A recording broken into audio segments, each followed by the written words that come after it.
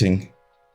Cool. So today we're going to continue with the mask, as I was telling you guys, and I want to add a lot of detail to this thing. We're going to add a couple of things. We're going to add a sort of like a strap that's going to go to the back. We're going to have a strap on the side.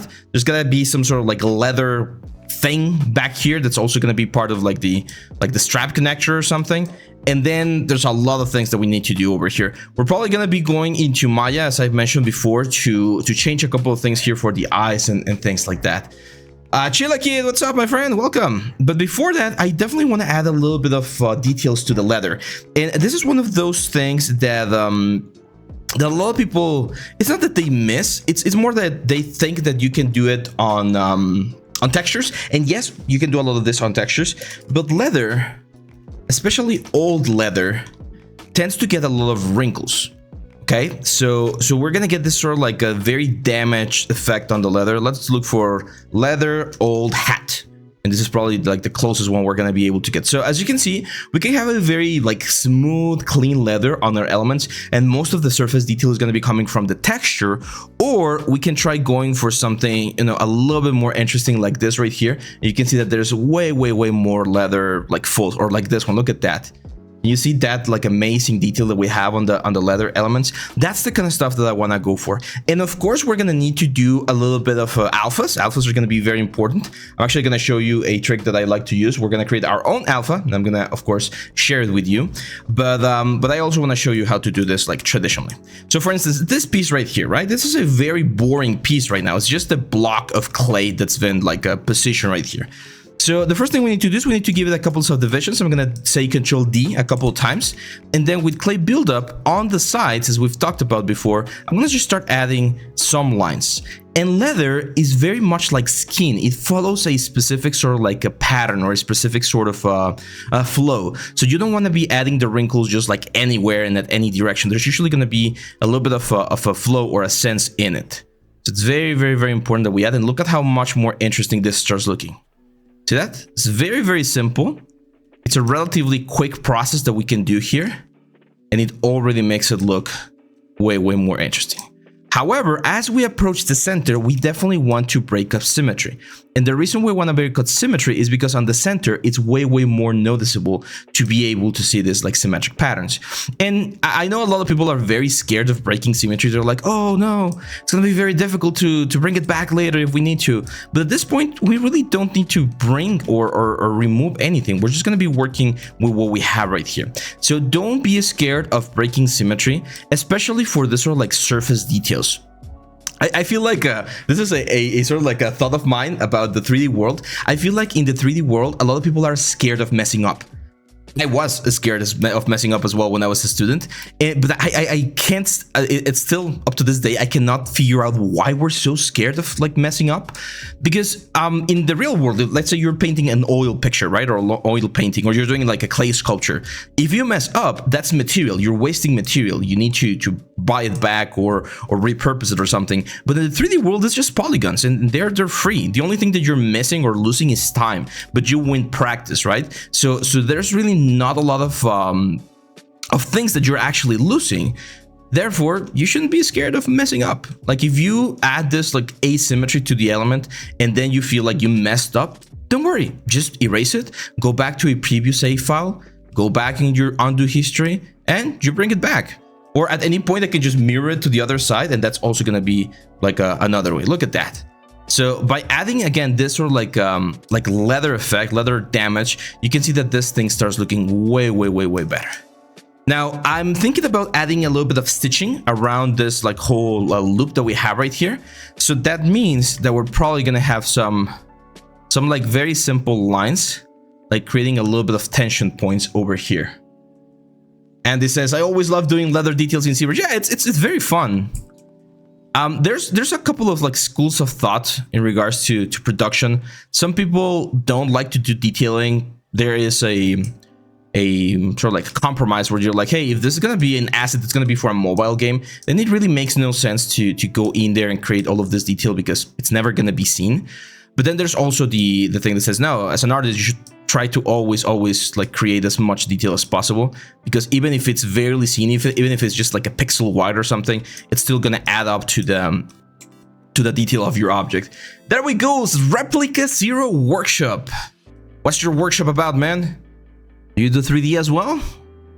The other day, I got contacted by a guy who does a lot of cosplay things. So he uses 3D to 3D print cosplay things, like props and weapons and armor. Very, very interesting. We had a good talk. Cosplay is one of those things that I'm not sure if I've ever do it myself, but I would like to create some props for cosplay people. I'm very shy in public, to be honest. Streaming is kind of like a weird one, because when I stream, I mean, I know it's public, like right now you guys are seeing me, but it's not the same as actually being, I don't know, it feels like a virtual world rather than the real world, if that makes sense. Look at that. Look at how nice this like leather effect is looking here on this like beak area. That's what we're looking for. There we go, 2 more follows, Galia Love and Razvan Stiefelbauer. That sounds a little bit German. Are you from Germany, man?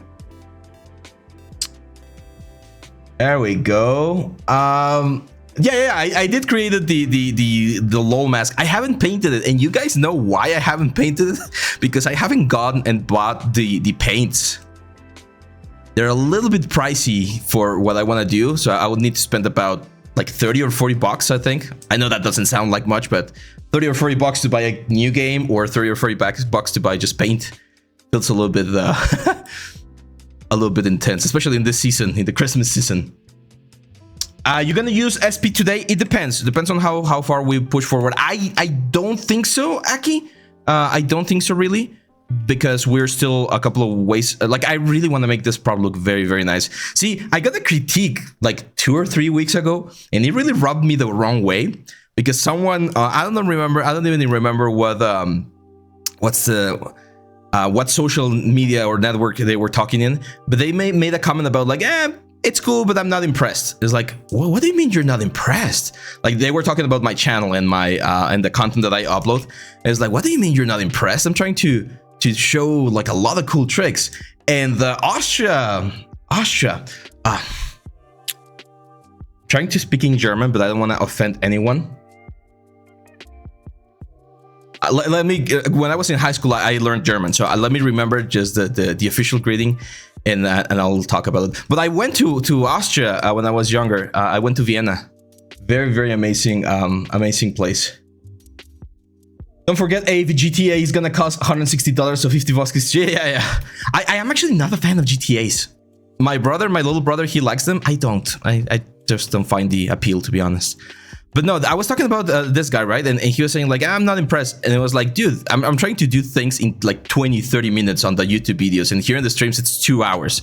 Like, if you give me 2 weeks to finish one single prop, you're going to be impressed. But that's the thing. Like, people sometimes don't understand that art is very dependent on time. So, of course, the more time you spend on something, the nicer it's going to get. And yeah, welcome everyone to the stream. GTA CEO mentioned that gamers should be charged based on how many hours they're playing, not by buying game anymore. I don't think I've seen that comment, but I've seen a lot of gamers, and myself included, I tend to sometimes, not always, but I tend to sometimes value games based on the amount of time I invest in them. And I don't think that's a fair, or that should be a fair like metric, because there are short games that are really, really amazing, and there are very, very long games that are like, they suck, right? Like, they just fill it with extra things and steps to do, but you're not really like, there's nothing really valuable there. So I don't think we should not every game should be judged based on the amount of hours that you are spending on it. Like, I'm a huge fan of Xenoblade Chronicles, right? And on those games you can spend hours upon hours doing the whole competition thing. So I always feel like I get the bang for my buck. Like, you get what you paid for, right? Like, you get a very complete and big experience. But I've played very short games that are also really, really good, or I've played games that I haven't invested too much time, and I have a great time with them. So, More Gaming says, what editor software do you use, DaVinci Resolve or Premiere Pro for your YouTube videos? Oh, that's a great question. So I've been using DaVinci for the editing, to cut the videos, to splice them together and all that. But then if I need to add like text and images and sound effects and all that sort of stuff, I use Premiere Pro. No, sorry, After Effects actually. I use After Effects because I've been using After Effects for a long time now, so I feel more comfortable working with layers there. But the way to cut inside of After Effects sucks. And I tried using Premiere Pro to cut videos, and now I didn't like it either. So I really like how the timeline approach works with the DaVinci Resolve. Okay, now someone asked on the comments just a couple of minutes ago if we were going to be using Substance Painter. I don't think, but I'm going to show you something very cool. We're going to be using Substance Designer to show you a trick. I've showed this trick before. It's nothing new, but if you're new to the channel and you haven't followed, you might as well follow. But if you haven't seen this trick, is how to create your own alphas using Substance Designer. Sorry, Substance Sampler. So for those of you that are a little bit out of the loop, Substance Sampler is a software that you can use to create materials from photographs. You can also use it for photogrammetry. It's really good. So Darkness God 95 says, hi, I want to be a 3D artist, but the problem I always feel I'm not good enough. What do you suggest to not lose the focus and learn more fast ZBrush? See, the not good enough thing is something very common. Like I think every single artist feels that way. So you need to understand that it's not, you should not feel that way first, okay? Like you should not, you should understand that everyone who's learning any skill in the world started without knowing how to do or use that skill, right? So the more you use that skill, the more you understand that skill, the better you're gonna become. There's always gonna be things that you're not gonna be comfortable with. It happens to me. It's called the famous imposter syndrome, right? Like you feel you're not part of the industry or whatever. I feel that, and I've been working on the 3D world for 13 years now, so it's sort of like a mind trick that you need to convince yourself to try like not to do that. I don't know if I shared this with you guys, but a couple of weeks ago I went through like a very low, like not depression really, but I was feeling really like burnt out. That's why I made the burnout video, by the way. And I made this. It's very subtle. I'm not sure if you can see it, but it's kind of like a small reminder that I gave myself, like cool little quotes that I like to repeat to myself whenever I'm struggling. So I really like this one right here that says just 1% every day.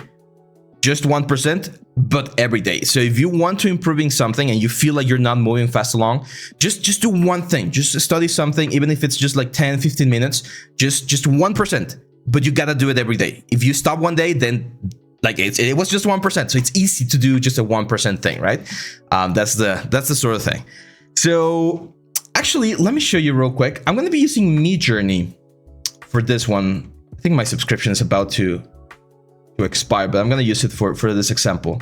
So one thing that you can use artificial intelligence. I know AI is a very hot topic right now, but hopefully you guys can understand and see why this particular thing that I'm going to show you is not really hurting anyone. I'm looking for leather, right? Like we want damaged leather over here, but as you can see, a lot of these things are watermarked, and that's going to give us a bad result. And if we don't have the money to pay for them, here's where I think AI is a really good option, because with AI, it's very easy to do leather texture. I'm going to say black and white, and then I'm going to say tileable. There's a little flag that we can use called tile. It's like a little dash and then tile. And then I'm going to do another, no, that's fine. That should be it. So leather texture, I'm going to say damaged leather texture. Damaged leather texture. There we go. Oh, wait. This thing right here. Control X, there we go. There we go. Damage leather textures, tile. That should be it. Thank you for the follow, man. Welcome to the stream. So yeah, I think AI is not going anywhere. I've talked about this topic before. AI is not going absolutely anywhere. It's not going to stop. Companies are going to still look for their profits, and they're going to try to get as much profits out of the public as possible. So AI is not going to stop.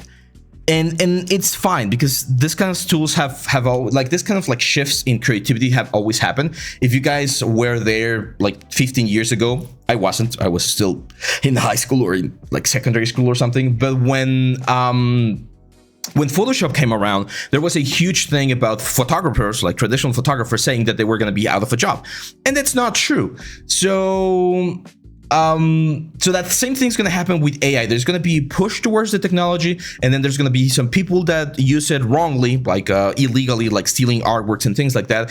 And then there's going to be other places where it's going to be fair use, like this thing that I'm saying or talking about with textures. There was another like tool nowadays. There's a new tool inside of Photoshop where you can expand your images, where you can sharpen your images, remove noise. So there's a lot of tools that even for us artists is really, really, really useful to be able to use it. However, we do need to be like mindful of how we use it so that we are not affecting any other artist. Let's see if we this got okay. It's not great. Here, let me show you.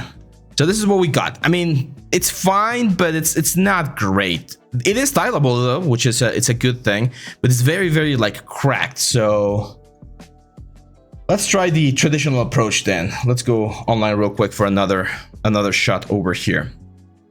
Like as long as the leather is not like, or the watermark is not super obvious. Let's look for texture. We should be able to extract something. I know there are some sites. If anyone knows a site where we can find like free textures, let me know. It says AI is probably future of humanity. Doubt it will be illegal. Yeah, not illegal, but it definitely needs to be sort of controlled in some way. Okay, like this one. This one's not bad. We do have a little bit of the watermark that's very visible. So I'm gonna download this one. Let's have it on our desktop real quick. Let's call this leather. This one's also really good. That one's a little bit pixelated. That's the only thing I don't like. This one's really good, actually, and it looks like it's free. So there we go. Ah, it's WebP. I hate WebP. I hate it. We're gonna have to convert that. It says, hey, if that's what software are you using for textures? That texture that you saw generated was Midjourney. So Midjourney is the AI image generator that I've used a little bit every now and then to just get something cool. Okay, so let's go to Photoshop real quick. Let me open this image. I've been reading about this format, and I wish more softwares were adopting it because it is a good format. It's called WebMP, which is like a better version of JPEG. But the problem is that not every software supports it. There we go. Okay, so here's how it works. We're gonna go to Substance Sampler. We're gonna create a new project. We're gonna go here to the options, and we're gonna go to this place right here. Just click on it, and we're gonna select this leather right here, leather B2. I'm gonna hit open. It's gonna ask me, what do you want to do? Do you want to do image to material? And I'm gonna say yes. And as you can see, it's using AI. So again, AI is not our enemy, but we need to use it properly. Midjourney isn't free though, and I saw a free. Oh yeah, there are free AI out there. I just like Midjourney for the ease of use. So let's hit import right here, and what's gonna happen is the AI software inside of Adobe Substance will process this information, this leather information, and it will create a very cool texture that we're going to be able to use. Because something that happens very commonly is people download a texture like this one, they desaturate it, and they just save this image as their alpha. They're just going to call this leather alpha. And the problem is, if we bring that alpha to ZBrush, let's go to the standard and just grab like a drag rect. We're going to import desktop. There we go. And we project it on top of the element. It's very noisy. See that? We get a very, very noisy result. It's not bad. I'm gonna set this to CSUF. So it's not a bad result. And yes, I know we can like reduce the intensity, and that's gonna give us a relatively nice look. Of course, if we increase the resolution a little bit, it's gonna look a little bit nicer. But again, it just looks very flat. Kind of looks like I don't know how to say this. Kind of like a wallpaper or something like that. And on the other side, if we go here to this element, we can actually extract this map right here, the height map. And the height map is what is actually going to give us a very nice, real look on how the object looks. So I'm going to go here to export as. On the material settings, as you can see, we're going to be exporting in Targa. And I actually don't want to export anything except for the height information. We just need the height information. I'm going to hit export. Yeah, let's replace. Now let me check where this is. So this on title material height, let's just copy it to the desktop. And if we go back to ZBrush and we open this new element, import. Here's the untitled height. Hey. Is it not working? Don't tell me that we need to export in JPEG. That's horrible. If you're going to be exporting things, one of my best advices in regards to this elements, don't do JPEG. JPEG has a lot of artifacts. Try doing PNG. PNG is lossless, so we don't lose anything. It's going to be a little bit bigger on the side or on the size of the file, but it's going to be a little bit better. Yes, Photoshop has free textures as well, and Photoshop has its own like AI thing as well nowadays. It's not great though. Like the, I don't know, like the algorithm or something that they use, it's not like super amazing, to be honest. There we go. So now this map right here, this one actually has a lot of things. Look at that. Can you see that? Let's change this to CF. And you can see how we got all of that very nice effect. I'm gonna bring this Z sub. There we go. So it's gonna be way more neutral. Now here I'm gonna do something. I'm gonna go to alpha. I've mentioned this before on the last stream. I'm gonna change the mid value to 50, so that it doesn't push the surface in or out. So it's gonna be a little bit more like there, and we can even do like a little bit of radial fade or something. But what you're gonna see here is that this detail. Look at the quality of the detail of that alpha compare to this alpha right here. Right? I know this looks very crunchy, but it looks very noisy. See how every single pixel is noisy? And on this one, we don't get that. We get a way nicer effect. Now, this texture that I picked was very like smooth, to be honest. It's a very soft texture. So that's why we're not getting like a super big effect. But of course, we can just increase the intensity a little bit. And we're going to be able to get this right there. As you can see, this is what's going to give us the whole texture. Now, I know some of you might be like, well, couldn't we do this inside of like Substance with just like a PBR material? And the answer is yes. But if you're 3D printing this, or if you're doing some like very high quality renders, you really want to have the geometry there. Kind of feels like this thing is pushing up. Let me try. That's the same.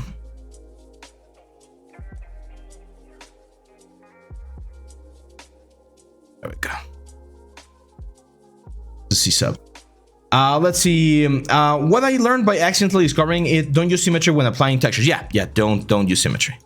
You can use symmetry again if things are very far apart, like on this side right here. That's fine, because it's very like you're never gonna see both sides of the object at the same time. Even if you see them right here, it's gonna be very difficult to tell that they're symmetrical. But as you start getting closer to the center of your object, ideally you wanna remove a little bit of that effect. There we go. So as you can see, that gives us a very nice effect. I'm gonna go to this one as well. I'm gonna start adding a little bit of detail. I'm gonna reduce the intensity. I don't want to have like super big wrinkles on this one. And another thing that I'm gonna show you in just a second is that alphas definitely help quite a bit for the, what's the word? They definitely help quite a bit for the hard surface or for the high quality detail. But you should try to like sculpt and add the detail on your own as much as you can, because it's gonna give you a way more natural look to the whole thing.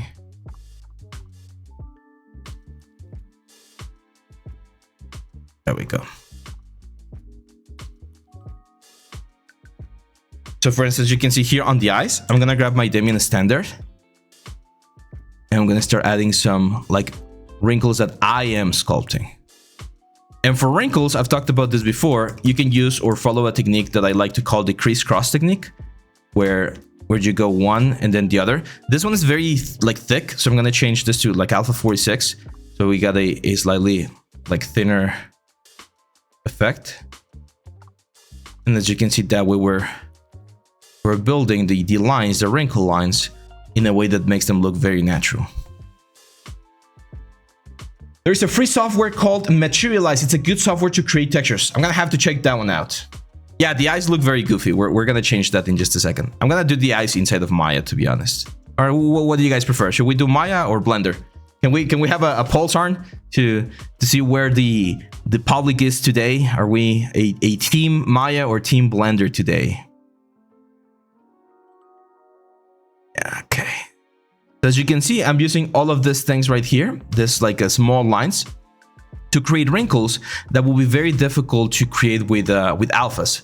Alphas are really good, but remember, alphas are like the sprinkles on a cake, right? So you should always try to kind of like build your own stuff by hand. Look at how nicer that looks right there. And I also like using clay buildup here, because wrinkles not only push down, they also generate a little bit of volume. As you can see, I'm adding some volume on top of the elements as well. There we go. Now wrinkles always go they kind of like meet each other. Like you're not gonna find a full wrinkle, like completing a full circle, for instance, here on the eyes. So there's gonna be like an interweaving of the wrinkles. There you go. We got the poll out there. So let me know, guys, what you think. Where should we have our eyes, or where should we do the eyes? Should we model them inside of Blender, or should we model them inside of Maya?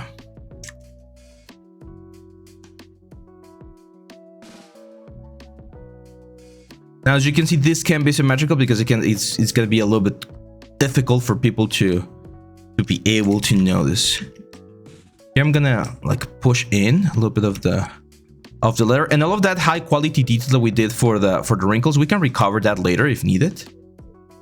Right, so another one of my best advices when sculpting is don't be scared of erasing things. I remember when I was at Noman, we did a sculpture, traditional sculpture. And there was a lot of times where the teacher would just come in with the spatula, and he would be like, just cut it straight into the interior sculpture and take out like big chunks of the mass and be like, do it again, and you would have to do it again. So that really kind of like took away the fear of just like starting over or fixing things. So even if it seems like, oh, but we already added the very cool like fine detail on the wrinkles, whatever, we can add it later on if we need to. So don't be scared of going back on the process. Let's see. Oh, well, the chat's moving. Quite nice. Blender is the GOAT, says Toby. It's a really good software, Toby. I've been changing my view about Blender in the last couple of years. I remember like 5 years ago, I was like, fuck Blender. It's really bad. It's not good. Like you should always use Maya. Nowadays, it's like Blender is really good. Like depending on what kind of like work you were going to be doing, you can do a lot of stuff with Blender without having to pay a single like a dime for development. So Maya won just by a pinch. There you go.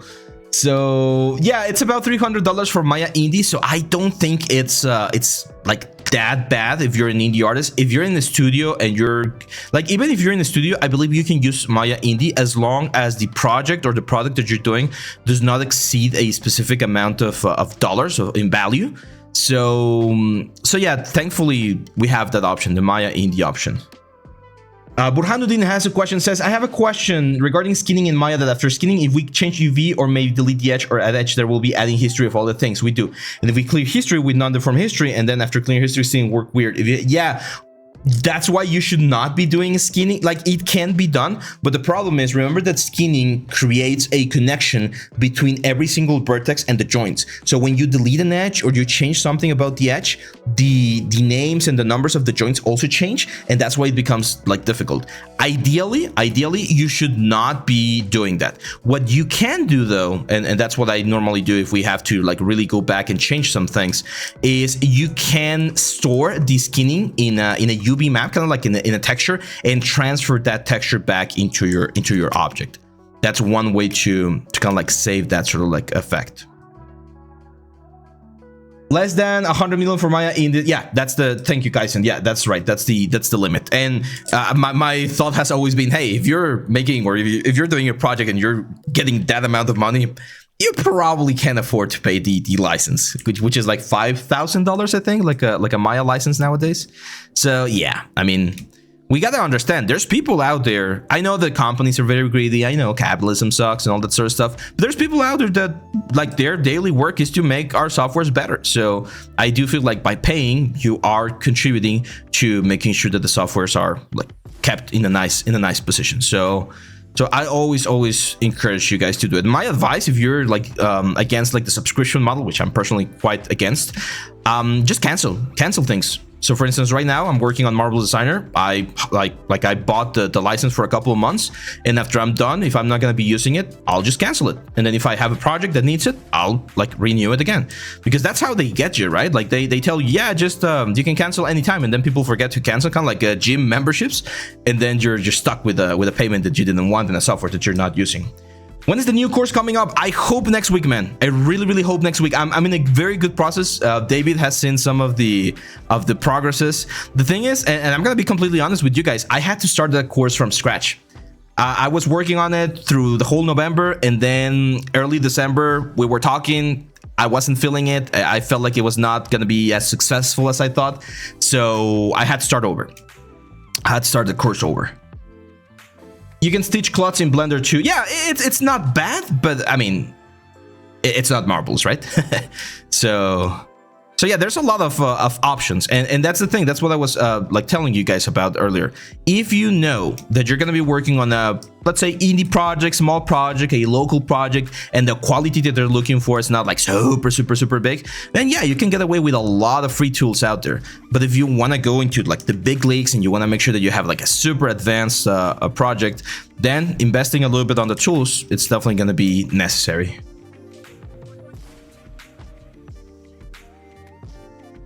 There we go. Okay, that's looking better. We're adding a little bit of detail. We're gonna be adding more damage and things like that as well a little bit later. One thing that I definitely want to like change are these guys right here, because they look very weird. So I'm just gonna give myself a couple of subdivisions here, and I want this to be like leather. So I'm gonna do like this sort of like banding. There's definitely going to be some stitching, but since this stitching is going to be way smaller, that one probably like needs to be done in texture. I mean, we can add the stitches here, but the geometry is just going to be way too much. This looks good, right? What do you think about this sort of like detail there on the borders? I think that really like gets everything in the same sort of like damaged old effect. As far as I understood, Maya is better in VFX rendering and animation. I would say rendering, it's like whatever. Like not a lot of projects nowadays are rendering Maya. There's other softwares like Katana for look dev and things like that. So there's other options for rendering. Even Unreal Engine for rendering is a really good option. Do you have an anatomy course to learn the dynamic poses and all this stuff? Not dynamic poses, Darkness, but we do have a... What's the word? We do have a ZBrush course. It's a sort of like an introduction, intermediate level course. We do a stylized character. There you go. Sorry, I just linked it to it for you. And we go over a lot of anatomy. So I believe all chapter 2 is like anatomy.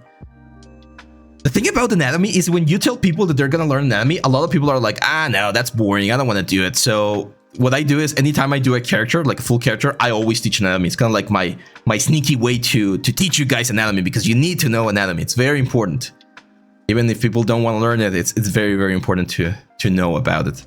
But I am thinking about doing a sort of like short format series, premium series about anatomy, where we go over each specific part of the body. So it will be like one for the hands, one for the head, one for the torso, things like that. But it's gonna be probably it's probably gonna be next year. Yeah, this year. This year's almost over. This one I also want to kind of like add that effect. Do you guys like this effect? I think it looks cool. What do you guys think? I know it's very basic, but I think it kind of like, it just makes it look like CG. What do you guys think? I love the anatomy. The problem is quite complicated. It is quite complicated. I don't know if I did a video on the channel, but I'm gonna do a video soon about how to study anatomy, because there are certain like principles. I have a little bit of a secret power there, not secret power, but a little bit of my history. You guys know that I was studying medicine before I became a 3D artist. Well, not studying. I always say studying medicine like if I was a doctor. I was never a doctor, but I just took the first year of medicine school, and you do go over a lot of anatomy on that year. So that's why I know the technical things, and it makes a little bit more sense. But I had to learn a lot of like artistic anatomy, which is not the same as medical anatomy. In medical anatomy, you need to think about like how things work and stuff. In artistic anatomy, you need to think about how they look, the forms that they create, the volumes. So I did study quite a bit of anatomy later on as well. Zilly Meep, thanks for the follow. Hey, we're getting close to our goal. More Gaming says, I will buy Maya when I master ZBrush. Is that a good idea, Abe? I mean, you don't even need to buy Maya. If you're still a student, there is a student version available. You do need to be enrolled on a school to get it. So try to see if you can get a license that way and learn with that. There's of course the 30-day trial. I wouldn't recommend getting Maya unless you're really gonna be using Silly Me. Hey, hello, Darkness God 95. Thanks for the follow, man. Gassi says they hate anatomy because some teachers and YouTubers explain anatomy in depth as if we are in a medical school. Yeah, I agree. I think some of them explain them very deep. Some of them explain them very like not superficial enough. And again, I feel like the trick for art or anatomy for artists is form. you need to understand form. Like how is the form of my muscles, my bones, my fat pads, all of the things, how is that affecting the final result of my character, right? That's the kind of stuff that that I normally focus when I'm talking about anatomy in my classes. Your question disappeared. Let's see, Burhanuddin. I'm a little confused in locator axis, which you changing allows you to be that X facing to top or Z facing to top. I'm confused on that alignment. Well,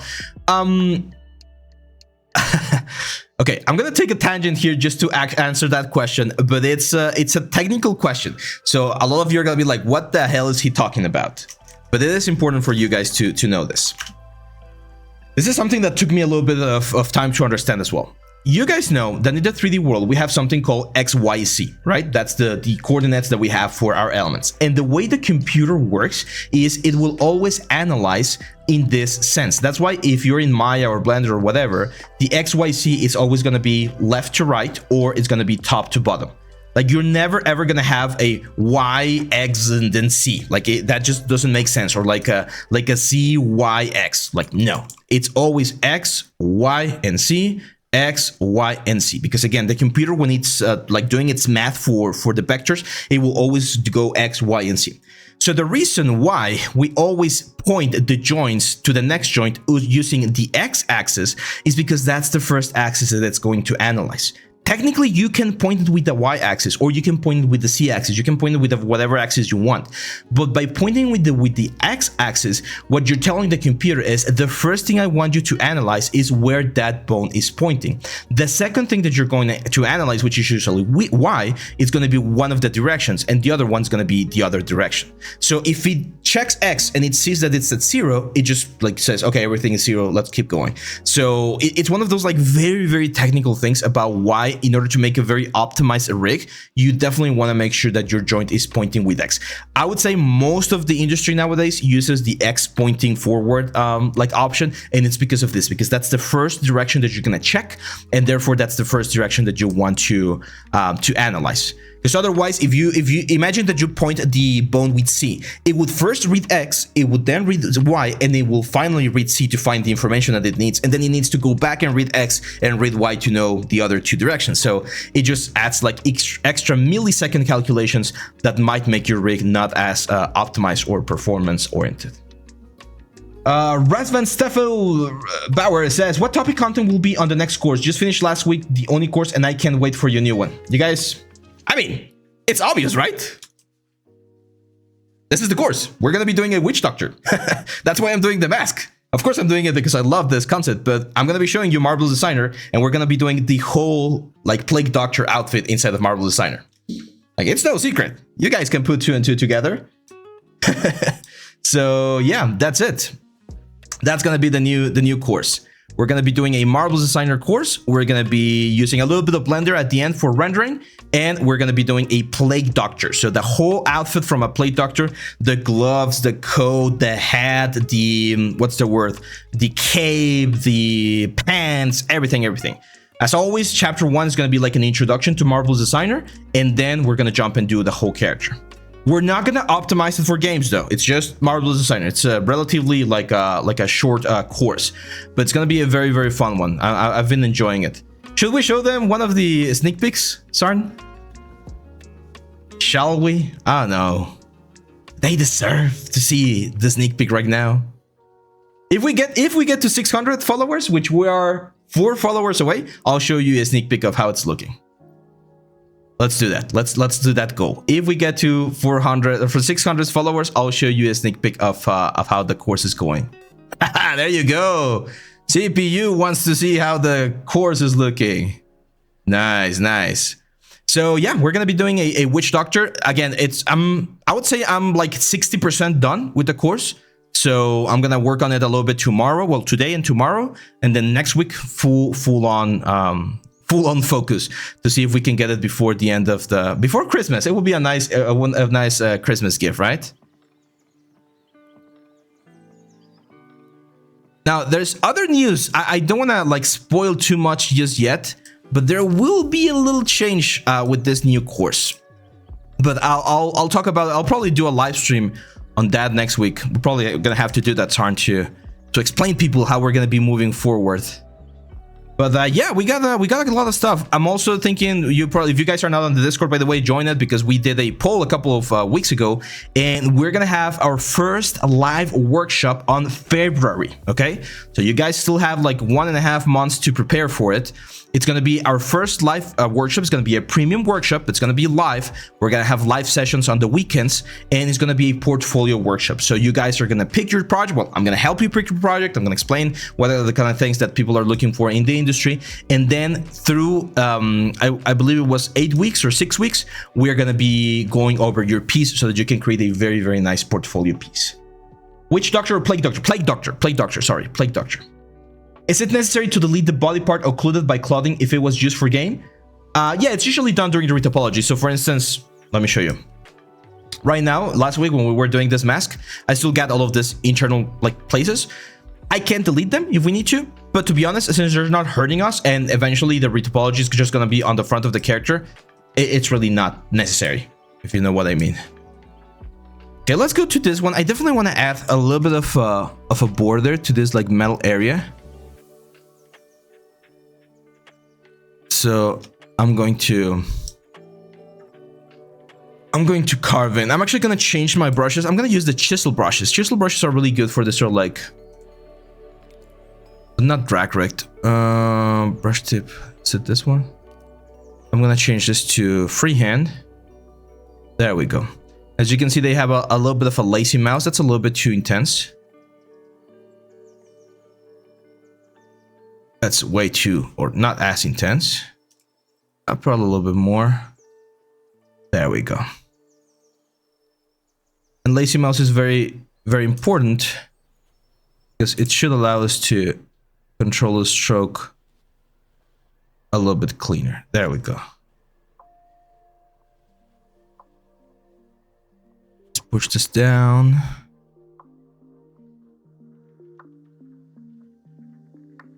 There we go. So it's just a little detail there that I feel like really helps add the whole thing. One Mamoun? Welcome, man. And thanks for the follow. You're helping everyone. We're just, what, 2 followers away or 1 follower away? And I'll show you a little bit of how this is looking. Pau Vargas, hola profe, subí el parcial del maletín, me gustaría no repetir eso. Sí, claro, Pau, nada más que ahorita no, al ratito. Mándame un mensaje al rato ahí por Discord, porfa, y te echo la mano, ¿sale? Pau is one of our students over here in the university. As you guys... that was another very fun comment that I got. This was like it was like 2 years ago. Someone like was saying, like, I was uploading one of the courses for Nextooth, and there was a comment like, who is this guy? Who does he think he is? He says he went to Nome, and I'm not even sure about that. It's like, there's my diploma, man. And there's like, dude, I've been teaching like 3D for years. I know the channel and the Discord and everything is very new. We just started like 5 months ago, 6 months ago, but I've been doing and teaching 3D for a long time. I've teaching some of the highest rated universities here in Mexico. So not mean to brag, but I know my stuff, guys. I know my stuff. Andy says, a question regarding portfolio works that are based on course. For example, I always wanted to do a Plague Doctor in 3D. How would I go about it? Make my own? Exactly. That's how you go about using portfolios or tutorials for portfolio pieces. It's a very, very important question, Andy. Here, let me show you an example. Let's say I wanted to learn something like a water simulation. Water simulation tutorial. Okay. And I look online and I find a tutorial like this one right here, or anyone. It could be a Blender tutorial, it could be a premium course or whatever. If I find something like this, if I just follow the tutorial and I get exactly the same result as Tomasz Mariansky and I try to upload that as my portfolio, it's not gonna work. People are gonna know that the original work was Tomasz Mariansky, and it's not gonna be as valuable. It will be valuable because people can say, okay, Ave knows how to do water simulation, but it won't be as valuable because it won't be unique. However, if I use the exact same knowledge that Tomas here might share in his tutorial, and I change this, and instead of a beach, I do, I don't know, like a Grand Canyon effect. I do other types of stones, and maybe this thing is not just like still, maybe I add a little bit of a waterfall. So if you apply the knowledge that you learn from a tutorial and you do your own, that's the way you learn. I'm gonna give you another example, like the axe tutorial, right? You guys know, Sardan's gonna link that one as well. But if you look for axe concept art, you're gonna find a lot of concept arts that you can use the exact same knowledge that I teach in that tutorial and just like extrapolate that information to create your own axe. And that way, even though you're following a tutorial for the steps, you're doing your original piece and you're gonna get a portfolio piece that's gonna be unique. So it's one of those things about portfolio. Maybe at first, like in your first couple of portfolios, especially if you're new to the 3D world, you definitely do want to follow it to make sure that you know the proper process. But once you're comfortable with it, my advice is don't follow the portfolio perfectly. Just use it as a starting point, okay? Use it as a starting point and then create your own sort of stuff.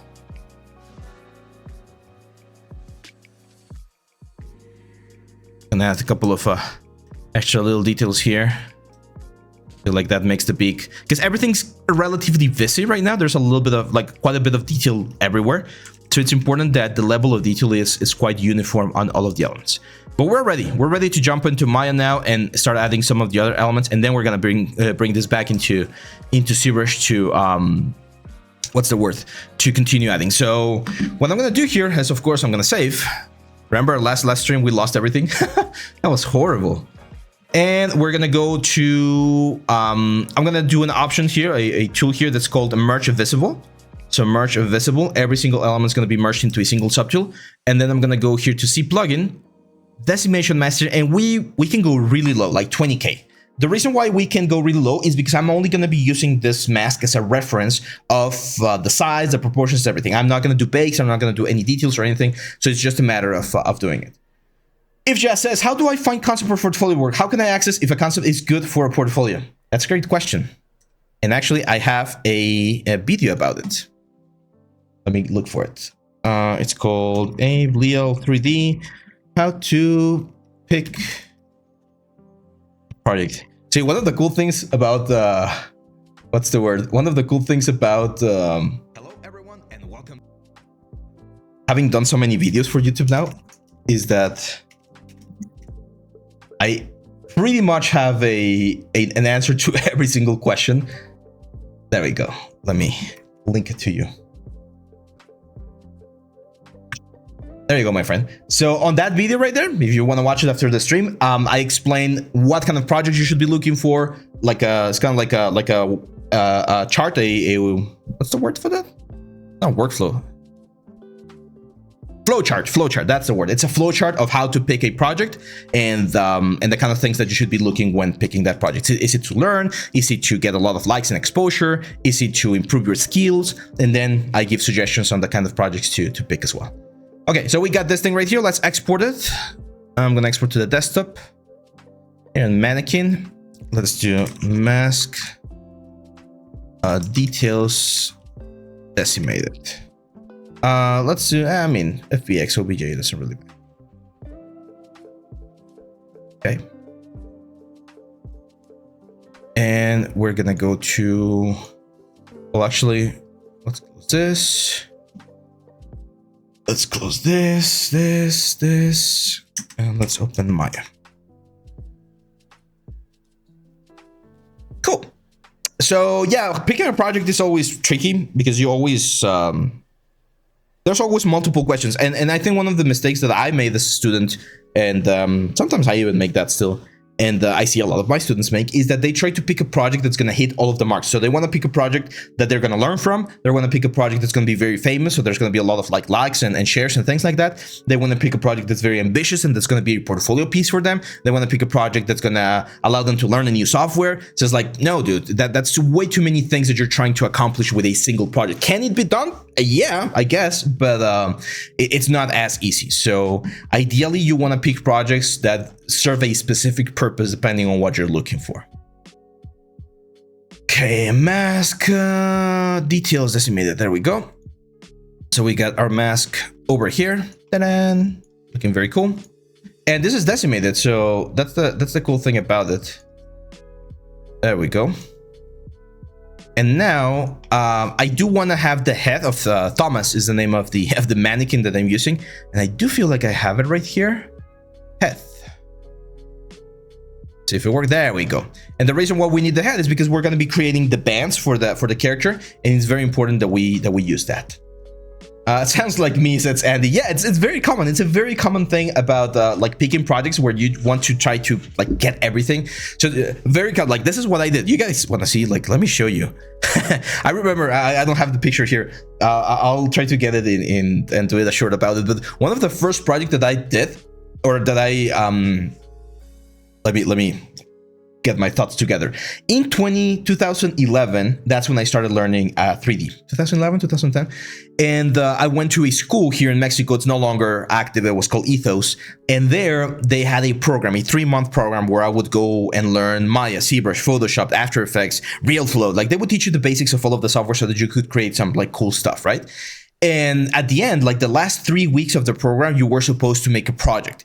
And the project I picked, it was, I want to make a cat that's going to be standing on 2 legs, that's going to have hair and fur. It's going to have a robe, kind of like a wizard's robe. He's going to be doing magic, and he's going to be in this like old like mage. It's a character from a character of mine from D&D. So it was like way too complex. And my teacher then was like, dude, you're trying to like literally use every single skill available to the 3D world in a single project in 3 weeks.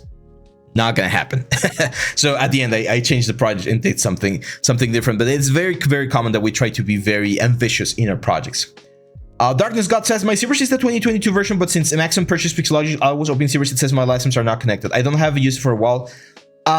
Yeah, so first you need to, because Pixologic no longer has its own service, so you need to create a ZBrush account, or sorry, a Maxon account, and you need to like migrate your Pixologic thing to the Maxon account. Make sure to do it very soon, because I do believe they were saying that there was going to be a window, and after that it was going to be a little bit more complicated to do. So you need to do that to link your Pixologic to your Maxon account, and at that point you're going to be able to download the last version of ZBrush that you own from the Maxon website. Mish Wookums, welcome to the stream, man. Okay, so the first thing I'm going to do is, the cool thing about decimation, as you can see, is that it keeps the islands separate. So as you can see, every single like piece here has been like separated from the element. I'm just going to delete this eye, and I'm going to grab this one right here. I'm going to say edit mesh, and we're going to extract. So all of those faces are now extracted, and we have this like very cool cylinder. Which means, of course, that we can technically delete all of this like edges. There we go. And we're just going to be left with this like a cap. Now this cap should have a point, and you can see the point right there. But it's a very ugly point. So I'm just going to grab everything here, Control E. I'm going to offset just a little bit, almost nothing, as you can see right there. And then it's just a matter of grabbing all of these faces and deleting the ones that we don't want. So now we're back with having a cylinder, a clean cylinder with the proper angle. This is very important. And we're going to be able to build the glasses from here. So you can see that right there. So actually, that looks quite nice for the initial point. This one, Control E, and we're just gonna push in, and as you can see, it's gonna have the exact same angle that we had before. And there we go with Erlyn Mayer. We get to our follower goal. Damn, 600 followers, guys. Thank you everyone for being part of this. I was not imagining when we started this new brand in June that we were going to be getting to 600 followers by December. So yeah, Erlyn, you were the 600th follower, man. Congratulations, and thanks for being here on this stream. In just a second, I'm going to show you guys the little sneak peek of the Marvelous Designer project. I think you guys are going to like it. So let's make this a little bit smaller. Okay, careful here. As you can see, if I do an extrusion, the extrusion is working in the Z-axis, but if I stop using the extrusion and I try to move this, the angle of the gizmo is no longer aligned. So you need to press W, click, and change this to the component axis. So component will like average out all of the elements to get me the proper effect. That's gonna be that one. We're gonna do Control E, little small one right there, Control E, and then we just push in, and there we go. That's going to be our glass, like a very simple glass right there. Now let's add some details. You guys know I'm a huge fan of bevels, so let's do a slightly heavy bevel here on the outer edge, and then on the inner edge we're gonna have a slightly smaller bevel. Over there, there's gonna be a sphere. Of course, I'm gonna show you how to center the sphere perfectly there. So it's gonna be cool. Now the question is, because if you guys remember, let me show you my pure ref folder here. There are some this is, by the way, a sneak peek of the reference that we're using for the Plague Doctor. So you can see that some eyes on the Plague Doctors have like some extra details. There's some that are very like steampunky. Some of them are more traditional. I like that one right there. Road Stark, hola Abe, si voy a hacer una PC de trabajo, ¿cuánto recomiendas comprar? Yeah, 32 gigs of RAM is good. That's what I have, and it works fine. If you can go for 64, I mean, you're gonna be flying. But yeah, 32 is more than enough. So I've seen some. I remember seeing, where is it? Is it this one? It had like a bevel over here. This one. So see that? See how this one is like kind of like pushing out. So there's a little bit of a different silhouette. I'm not sure if that's what I want to do for this one, but it's worth considering. This one also has a sort of like effect right there. So I think it's gonna look nice. So let's add one line right there, another one right here. And this is a very important rule. This is something that I learned from the Blizzard guys, from like Overwatch and World of Warcraft and all that kind of stuff. When you're doing a bevel, or when you're doing any sort of like a volume going in, never keep it at 90 degrees. 90 degrees is very, very difficult to bake and to retopologize and to do a lot of things. So ideally, you're gonna add a little bit of offset. Doesn't have to be too much, but just a little bit of offset would be, it's more than enough. So even that little inclination right there is way, way better for your bakes than other things. Now, this is not going to be for, I mean, it's going to be for games, but in this case, the high poly, we can add some support edges.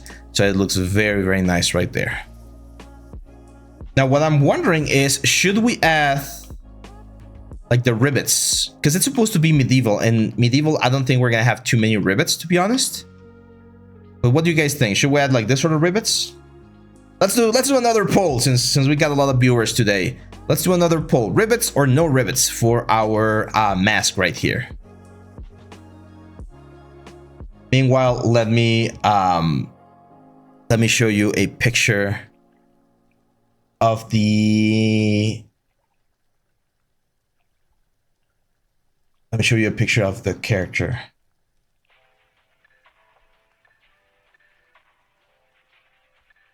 I'm gonna have to open Marvelous. Okay, let's open Marvelous real quick. So this is just gonna be a quick sneak peek of how it's looking right now. Okay. You got rivets from Roadstark. Pau says no rivets.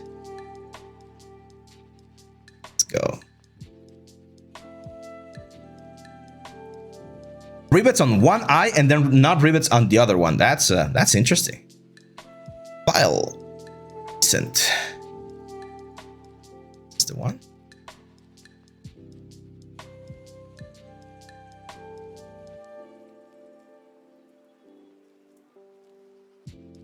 Let me check if this is the one.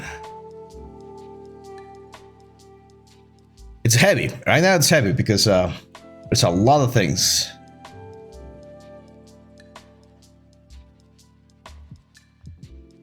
Parezca personaje de Silent Hill. That would be nice. Oh no, this is just the mask. File. Recent. Doctor, there we go.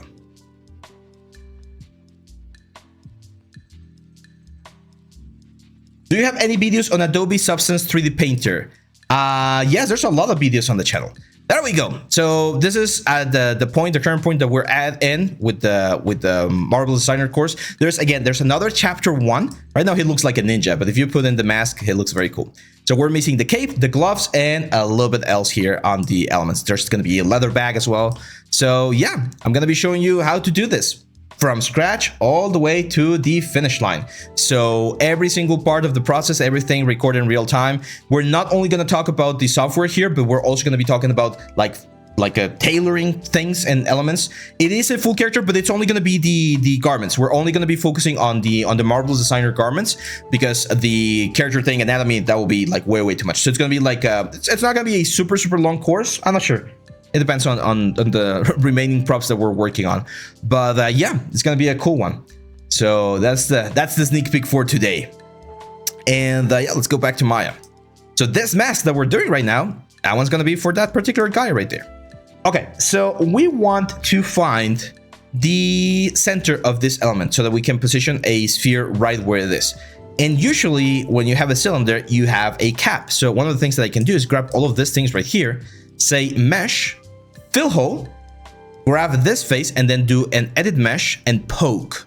And that will create a point right there, which is very important, because as you can see, that point right there is exactly where we want to position our sphere. So if I create a sphere, and we grab this guy and the sphere, I can grab that sphere, make it bigger, and with the V key, snap it. This is one thing that I would love Blender to have, like quicker snaps. And I can just snap the sphere right there. And as you can see, it's going to be way easier to make sure that it fits exactly where it needs to go. That's it. Now we have the sphere right where it needs to go, the glass. So if we need to scale it, change it, rotate it, or whatever, it's going to be right here. Yeah, I'm also very excited. As I was telling you guys, this is a course that I had to start over. I was doing a different character. I still want to do that character. I'm not going to show it. I'm not going to spoil that character because it's a very cool character. So I'm still going to be doing that. Yeah, it's not the exact same thing, Ivja. I've tried it. I mean, it works, but it's not the exact same thing. So yeah. So yeah, this course, the marbles one, is going to be really fun. Okay, I'm going to add an edge loop right there. And the reason why I need to add an edge loop is because if we want to add the rivets, again, we need to have some sort of like attachment points for them.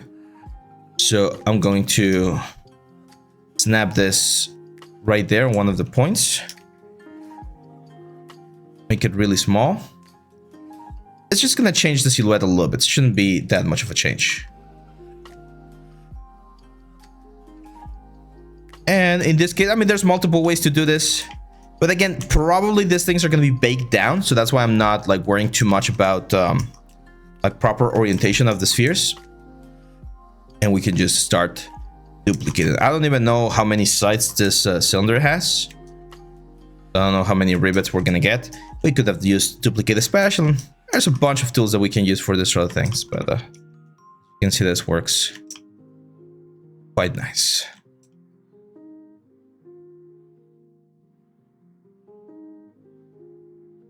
I think that looks cool. I think that definitely looks cool. But I like the idea of someone had the idea of having one eye with rivets and the other one without rivets. Maybe the other one's gonna have like a section line. Let's try that. So do world X negative and hit apply. There we go. Okay, so here's what I'm thinking for this one right here. I'm gonna say mesh and separate.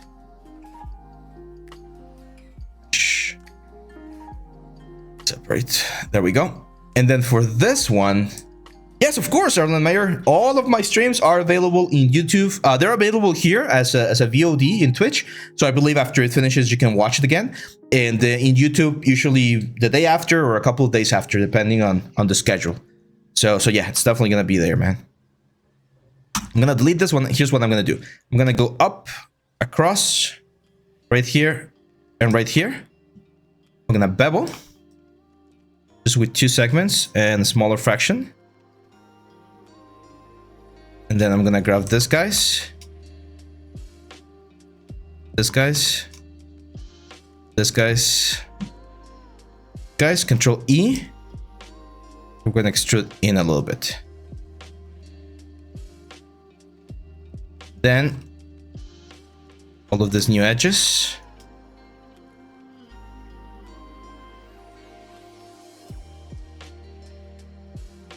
We're gonna bevel. Then when we smooth, we're gonna have this sort of like cross, like if it was made from different sections and just like welded together.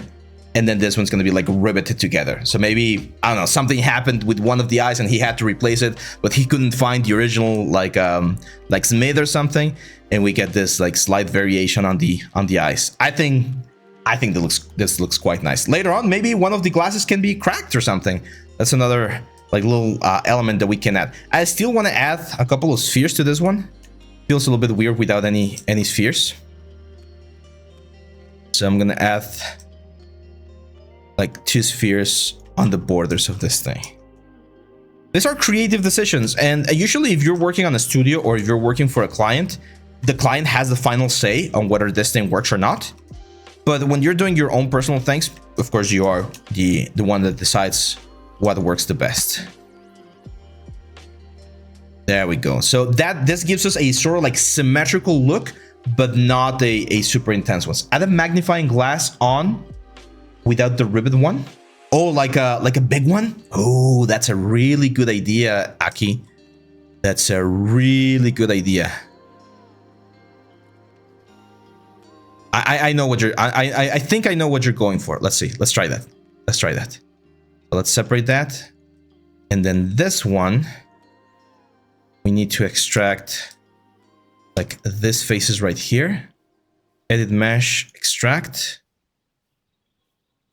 We need to do a little bit of fixing because we don't want those extra faces. Delete. There we go.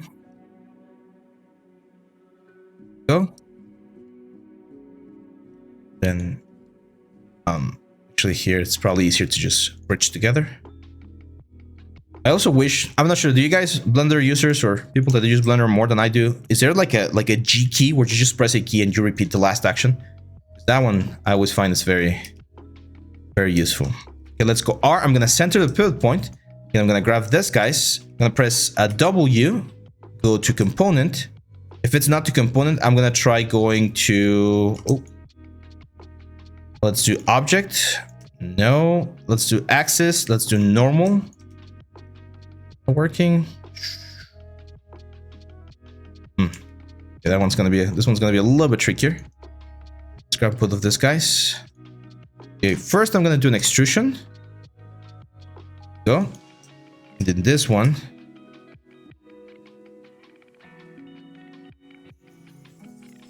We're gonna extrude out. There we go. This is what you meant, right, Aki, I think? Like trying this. Shift R repeats the last action. Thanks, Argon. I'll keep that in mind. Okay, that's just always been one of my...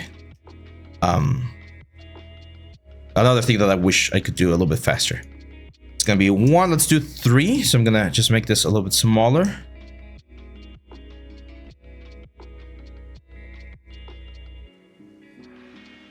I'm gonna make this a little bit thicker. Control E. Oh, that's one of those like sort of accidental things, but that looks cool. So it's like Bob Ross used to say, like happy little accidents, right?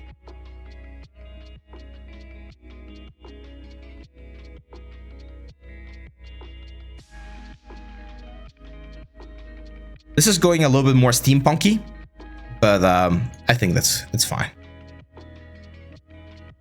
And now the only thing that we need to do is add some support edges, of course. There we go. Definitely here as well.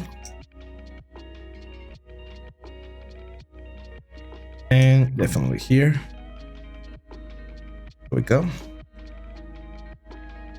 It's gonna be like a telescopic eye. It looks very creepy. I love this. I freaking love this. This is great, man. Aki, thank you, my friend. That was a great suggestion. Probably just gonna make this. Oh, we got that.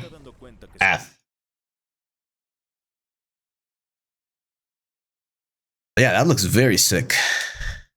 Just go for this one now. There we go. It looks like this like wonky doctor.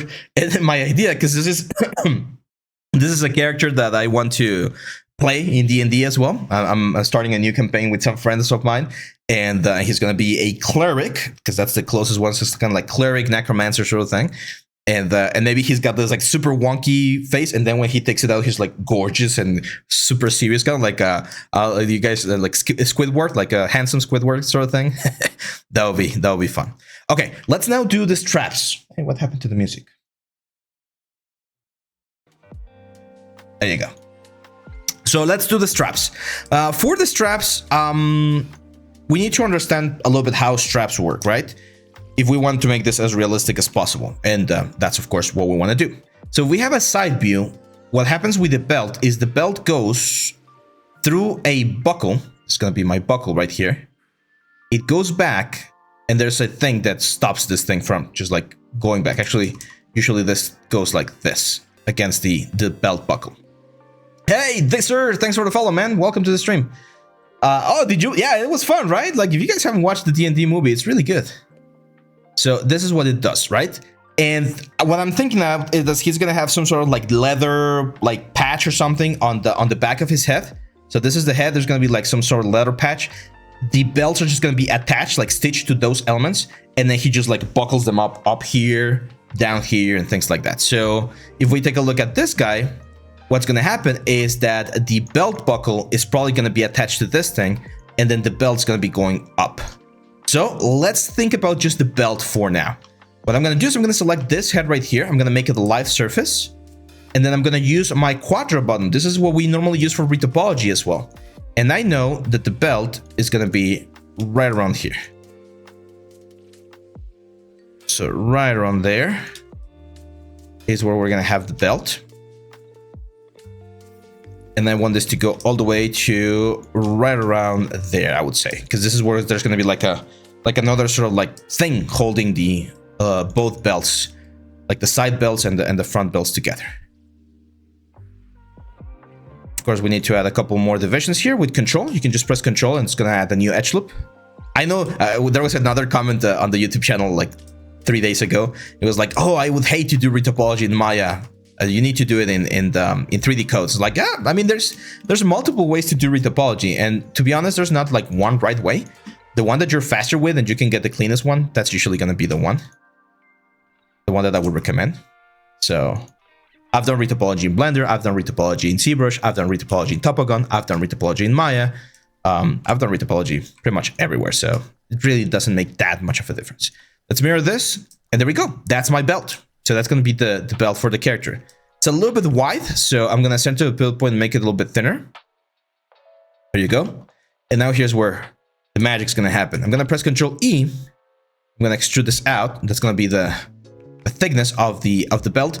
This is another like a tip that I want to give you guys. In 3D, you usually want to make things slightly thicker than they are in the real world, because things in the real world, they tend to be like very thin sometimes. And if you do them very thin, since we're doing pixels and we're working with renders and things like that, it becomes a little bit difficult later on the rendering department, on the shading department, things like that. So that's why World of Warcraft is so famous, because all of the things are very chunky, very big. So that's the kind of stuff. Oh, I was so sorry about this student on our Discord channel. She was doing a retopology of a character. She was struggling really, really bad. I'm definitely going to do another like a retopology course as well. I think it might be one of those like boring ones that people are not really going to watch, but I do think it's very valuable. So let's go to the right view here, and we need to create now the loop of the belt. So I'm going to snap those together, and there's multiple ways to create that loop. I'm going to show you one that just, I think it's a little bit nicer. So I'm going to go to curves. I'm going to create a curve, and I'm going to draw the sort of like curve that I expect the belt to have right there. Then with the control vertex, we can change them around a little bit. And what you can do is you can just grab the faces of the object and then shift and select the curve and just extrude. You definitely need to add a couple more divisions. But as you can see, when you add more divisions, you're going to get this. So now it looks like what we're trying to achieve, right? Now here, I'm actually going to go down or back. I'm going to delete this ones. And instead of grabbing the faces, I'm going to grab the edges. This is called extruding along a curve. It's very simple. If you're going to school, your teacher should have taught you that. Like, this is very, very like basic thing. Oh, that's not great. Okay, so here's another tip. We need the faces, because as you can see, this is not like perfectly straight.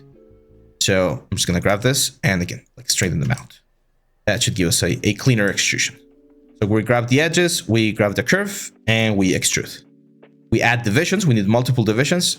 Oh, but you can see the normal of the curve is not working. So in this case, it might be a better idea to just do a bridge. Bridge. Okay. Now we grab the faces, the curve, and we extrude. There we go. Of course, we're getting that sort of like a center line. It can be fixed. But why are we getting the center line? I think we're getting the center line because of that curvature right there. So might as well just keep this very straight. And again. There we go. Much better. And here's the cool thing. The curve, it's still attached to that extrusion. So if you move the curve, the extrusion is going to move. So we can play around with the points here on the curve to make this thing go a lot like flusher to the actual like place of the element. Very, very important. This is non-destructive behavior because the attachment or the polygons, as long as you don't delete the history, the polygons are still attached to the curve. So we get that. Now, of course, I think rounding off the leather might be a good idea. So let's round it up right there. And eventually we're going to export this into ZBrush. Another thing that I definitely want to do here is actually before we do that bevel, let's do a bevel on the sides. It's kind of gonna help. It's gonna help us as a support edge as well. There we go. Make sure you grab all of the corners. Control B. That's it. So now, as you can see, that looks very, very nice. Very, very thin. So now the belt buckle. I always struggle with belt buckles. So let me grab some reference. Belt buckle. No pasa nada si tienes muchos polígonos en esa parte. No, Pau, the reason why this is not going to be an issue is because this thing that we're doing right now, Pau, this is what we call the high poly. So if we want to make this asset game ready, we need to optimize it later on. But this is not for games. So we're not following that sort of approach. Okay, so as you can see, this is how a belt buckle works, right? The belt is going to go through the belt buckle, of course. So we need to make sure that we have our belt buckle in the right direction and the right attachment. You can see that the belt buckle is going to be attached like this. Just trying to figure out. I always struggle. I'm thinking about grabbing my belt right now and just taking that, but I'm not sure. Erlen Mayer, you have to go. Don't worry, man. Thank you. Thank you for being here. So let's keep it very simple right now. Let's just do a cube. Do a cube right here.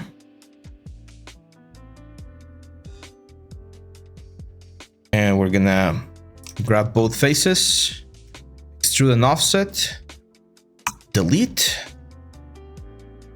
and then we're gonna bridge from one side to the other. There we go. So that's my belt buckle. Now I want to make sure the belt buckle makes sense. So you guys help me out. If I'm messing up, you guys let me know. The idea is that this thing is going to go through the belt buckle. Probably going to be sort of like a thin belt buckle. So right around there.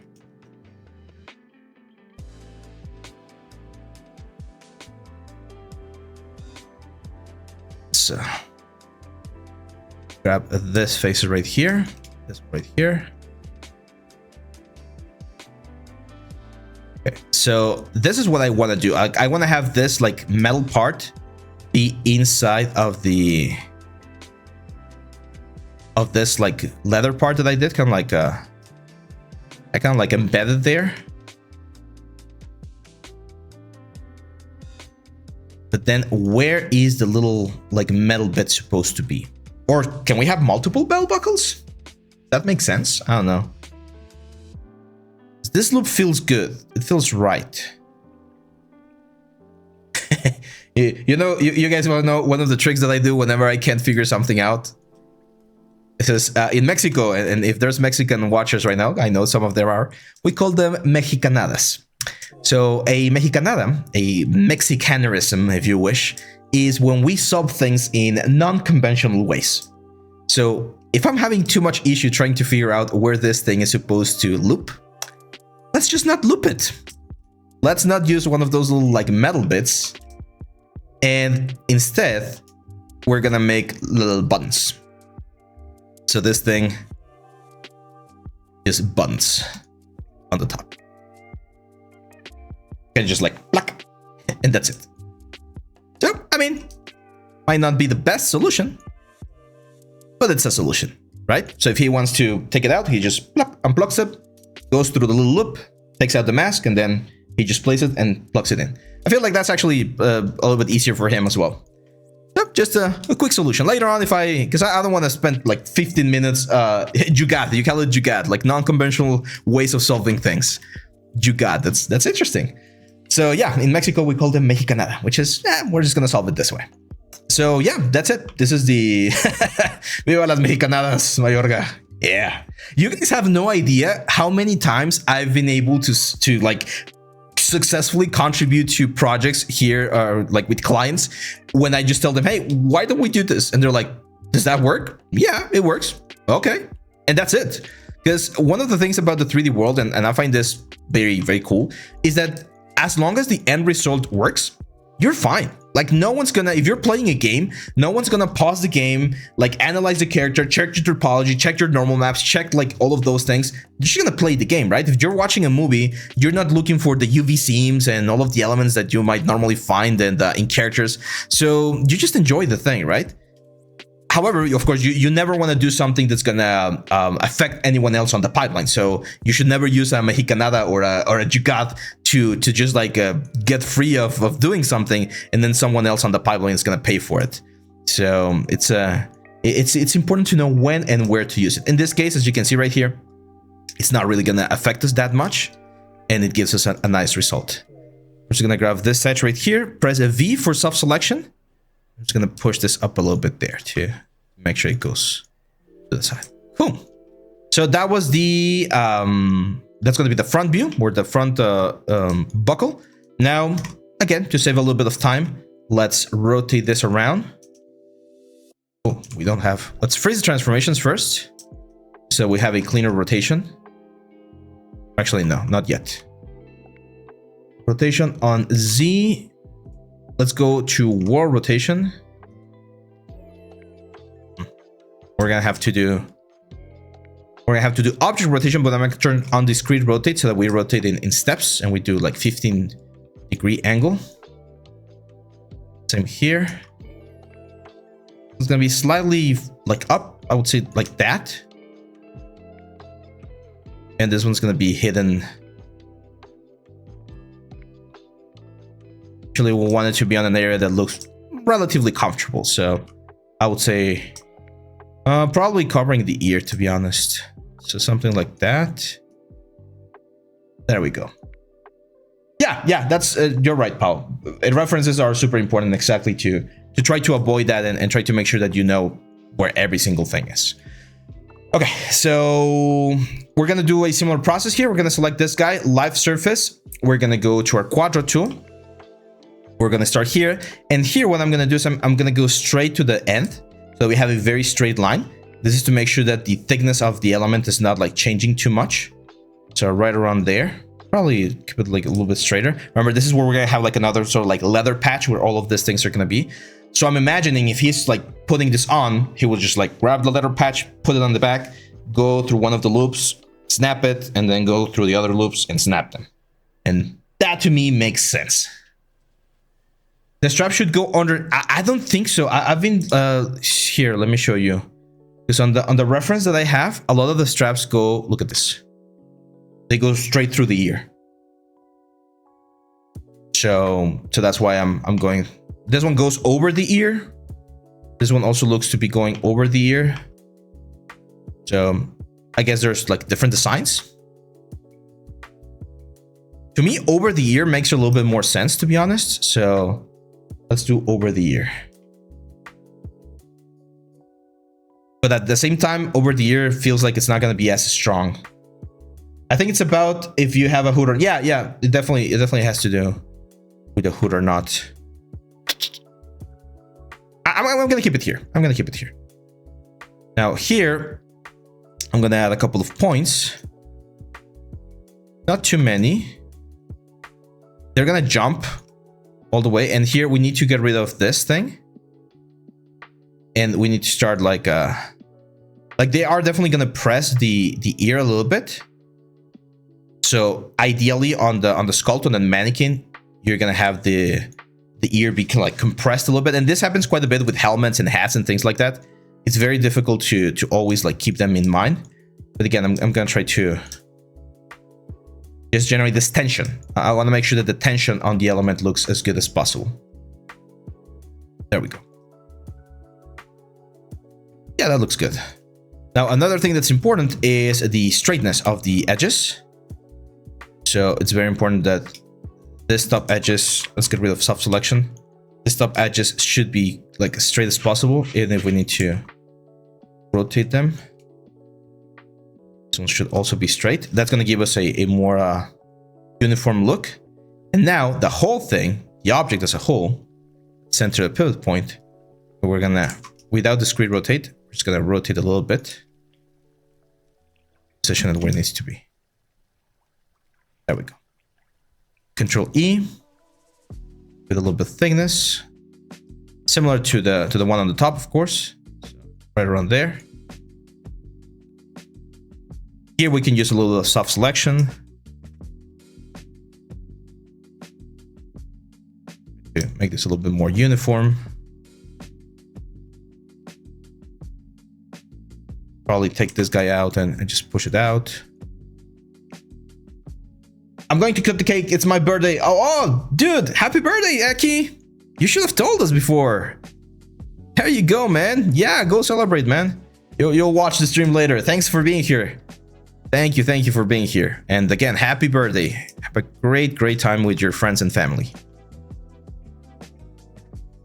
Okay, let's delete this one right here and this one right here. Ah, my keycap. This one, I'm just gonna do fill hole. So mesh fill hole. And now from the top view, we need to do the loop with the curve. So we go with the curve.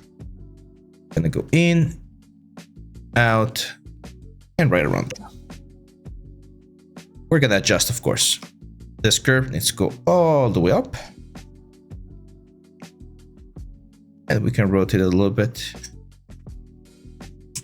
Let me center the pivot point. There we go. This face, the curve, and we extrude. But this one's probably gonna snap a little bit, like not on the ear. I guess it will be a little bit uncomfortable for it to snap on the ear. So, but I mean, it's not bad. Looks good. Now I'm gonna grab the curve again. Do this. Control vertex. And I just wanna move some of this guys up there. And make sure that it looks as close as possible to this guy. You can also go to this guy and just like modify it a little bit. This is the kind of stuff that, again, there's a lot of overlaps in games and movies. You guys will be surprised. I know when you're in school, they usually tell you everything should be perfect, everything should be clean. And yeah, of course, but there's one thing that they don't teach you at school. Production times are not the same as school times. So when you're in school, you usually have a lot of time to make things look very nice. When you're in production, you don't have a lot of times to make things look as nice as possible. So, oh, wait a second, did I? Oh my God.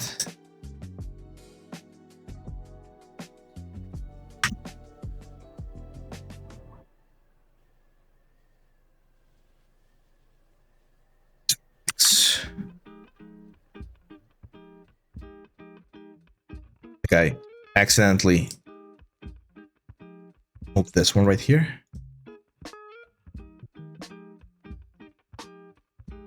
Now, for instance, this overlap right there, this little corner, that's the kind of overlap that you want to like try to avoid.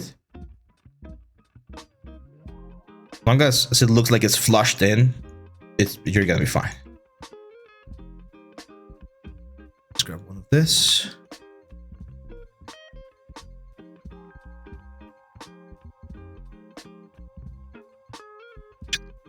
And B.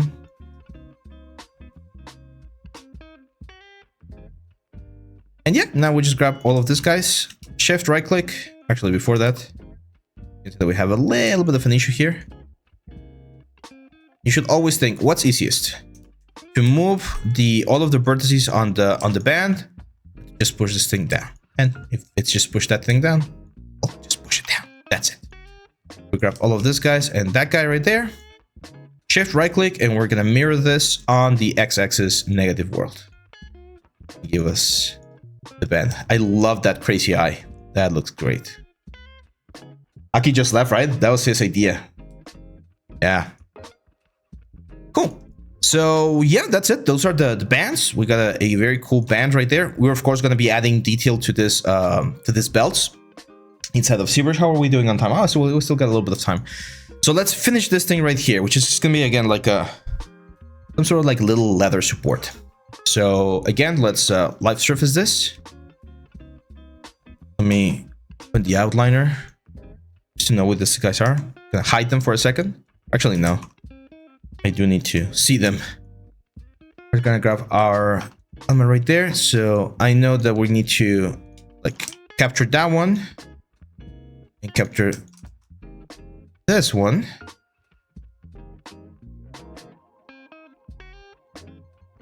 Let me show you some like topology things that we can do here.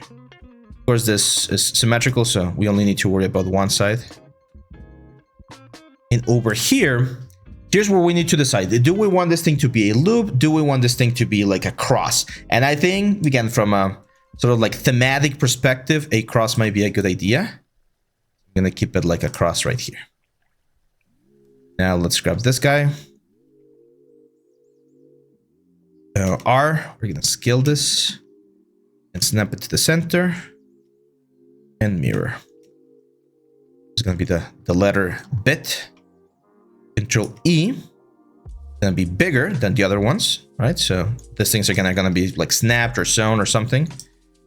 But here I want to create a little bit of a border, and that's why this border, whenever you extrude an object, it's very cool because you always get this border that's always going to be an edge loop, because you get like the inside of the element. This happens in every single software. Again, super cool way to generate a nice effect.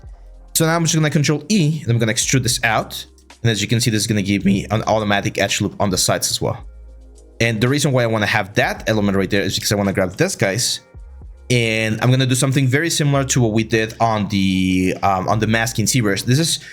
It's probably one of the most important things when designing something, but it's one of those things that's very difficult to explain. So when it happens while doing exercises like this, it's just put attention, or pay attention. Pay attention with this. When you are doing whatever thing, like if you're designing anything, the design has to be consistent. What does this mean? Well, it means that if here on the front we have this thing with this little border right here, we have this thing with this little border right here, it makes sense to have the exact same border back here. And a lot of people might be like, oh, well, I'm just gonna extrude and that's it. No, you gotta do it exactly like you did it on the front. So I'm gonna say edit mesh, duplicate, and that little border right there, we're gonna extrude. Okay, a little bit like that. Where is it?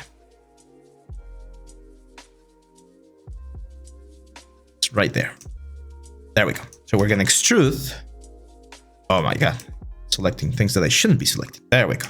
So we're gonna extrude this thing and give it the thickness that it deserves.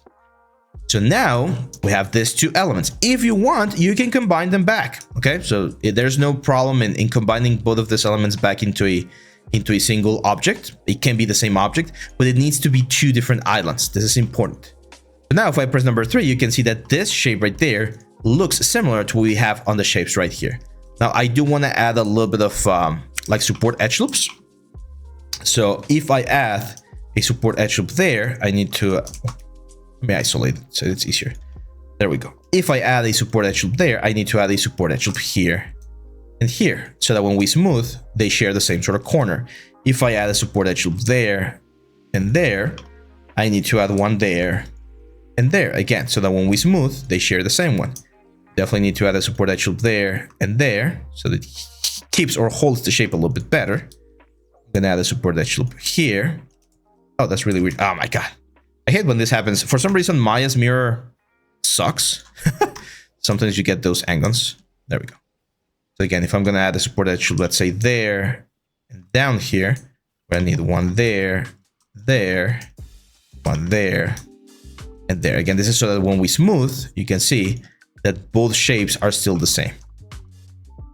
Now on this one, I am gonna bevel the edges a little bit and give me a sort of like harder effect. And then once we're in ZBrush, of course, we're gonna add the same sort of like detail that we added to everything else. So that like layering, that extra like time that we're taking to create those patterns, it's very important. And it's one of those like difficult things to share with people or to explain to students, because it's definitely like tricky. Now here, very important, this vertex right here and this one's right here, we do want them to be a little bit straighter. I'm gonna go to the right view. Now rotate them a little bit. Same for like this edge. I guess it's this edge. Gonna rotate them a little bit so they like land and attach themselves in a nicer way to that attachment that we have right there.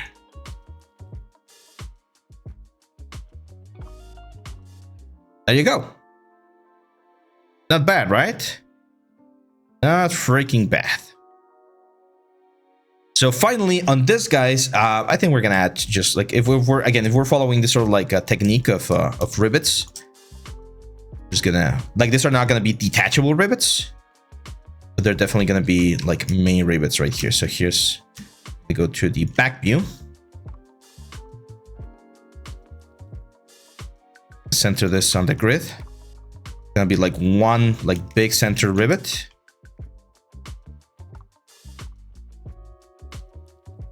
View again.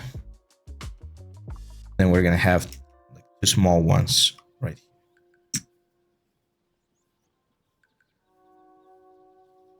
Back view again.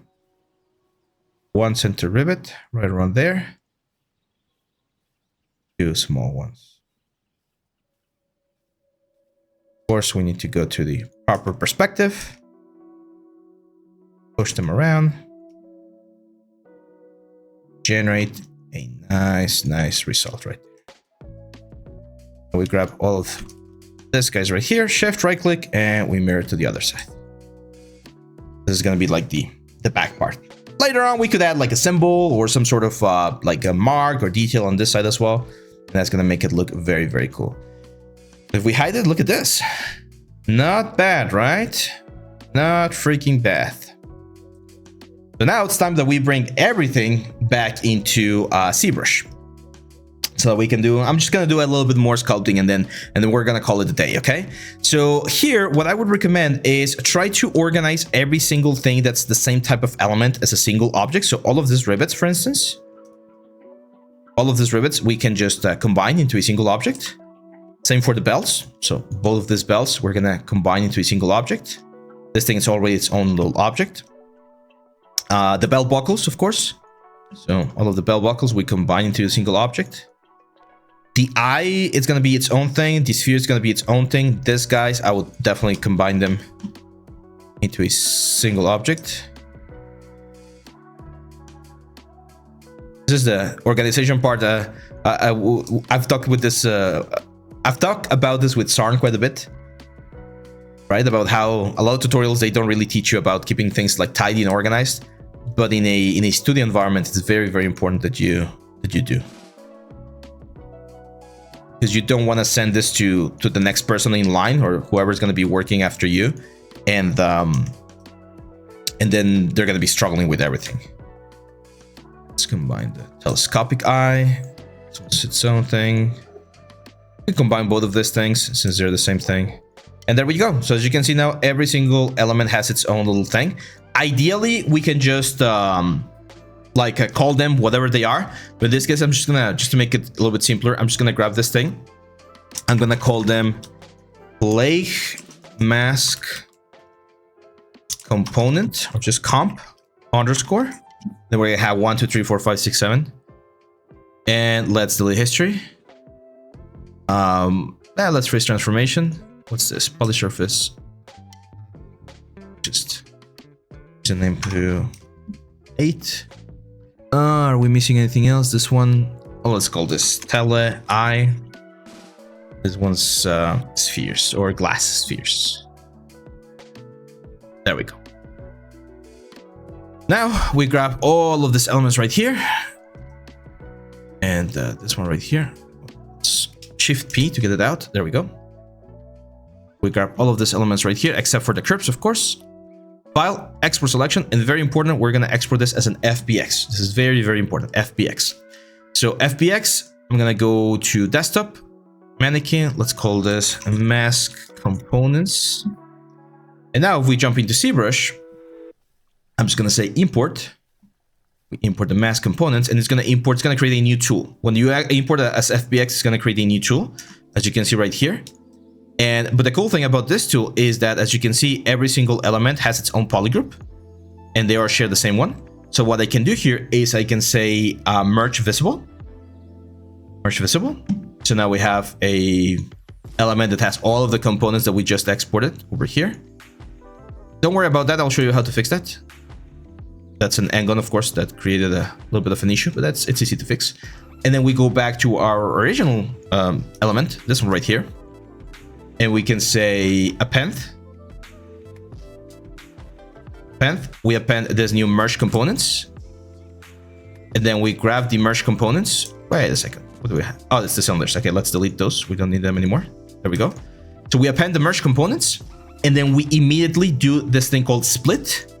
And it's called a groups split. So thanks to the fact that we have all of these polygroups, when we split and hit OK, now we're going to have every single component as its own separate subtool. And our mask is going to be ready. So this one, how do we fix those issues right there? The problem is that there was probably an angle right there. It's perfectly, or it's super easy actually. So I'm just going to go here to the geometry tab. And I'm just going to say, actually, it's probably easier with CModeler in this case, because we want to have a clean topology so that we can self-divide. So I'm going to go to CModeler, go to this face, and we're just going to say delete. Delete that face and delete this face. And now if we turn X, we should be able to go to edge and do a bridge from here to here. As you can see, that gets bridged together. We do the same thing here. We delete that one and that one. And then we just bridge from here. There we go. So that just fixes the whole thing. So in this case, we're just going to Control D a couple times. And that's going to give us the resolution that we need, right? So we just like subdivide this as many times as we need. And with our Wacom, we can start like just adding a little bit of detail to the whole thing. As you can see, we're only at 268,000, so we can definitely add. Now, one of the things that you might see here is the fact that we have a very low resolution because of the size of polygons. So there's a couple of things that we can do. Yes, I did show a little bit of the advancement darkness. But I'll show you before we finish the stream again, okay? So in just a couple of minutes. And yeah, that's well, actually, that's pretty much it. I mean, at this point, we got all of the elements inside of ZBrush. We can use Dynamesh. We can continue sculpting. We can continue adding the wrinkles effects that we added. Here's where now you can start having fun and, for instance, start adding like more aggressive like wrinkles. So for instance, here I'm gonna add like a very aggressive wrinkle going on this direction, kind of like a scar. This is asymmetrical, of course, and this is where some people like it. Some people feel like it's not overkill, but some people will feel bored about going and doing all of the details. I personally like it. So yeah, at this point, just about having fun. Look at that. I can't thank Aki enough, because he was the one who gave the idea of this like asymmetrical eye, like a telescopic sort of eye, and it just looks amazing. And yeah, now the only thing that we need to do is we need to start going to all of these guys and like changing the way the bells work, adding a little bit of damage here and there, maybe adding some subdivisions as well to make sure that we can get a very clean effect. You can see some of those guys are floating. It's an easy fix. Just go to the subtool, Turn on symmetry to make sure that we're working on both sides. VMV, move brush, and that brush in. That's it. Back to this one, turn on symmetry, trimming dynamic. Again, this is just a detailing. Now we're in the detailing phase. And this detailing phase is usually one of the ones that takes the most time as well. Like my Vesta, I find it to be very fun. Unfortunately, I can't do it too much nowadays due to to the way our studio is set up. So normally what I do in the studio is I'll block things in and someone else will come in and do the finishing, because I'm faster at blocking things than I am at detailing. But it's a very fun, relaxing part. This is where I normally like to just like play my favorite songs, listen to a podcast, just have fun. Just have fun and do all of these things right here.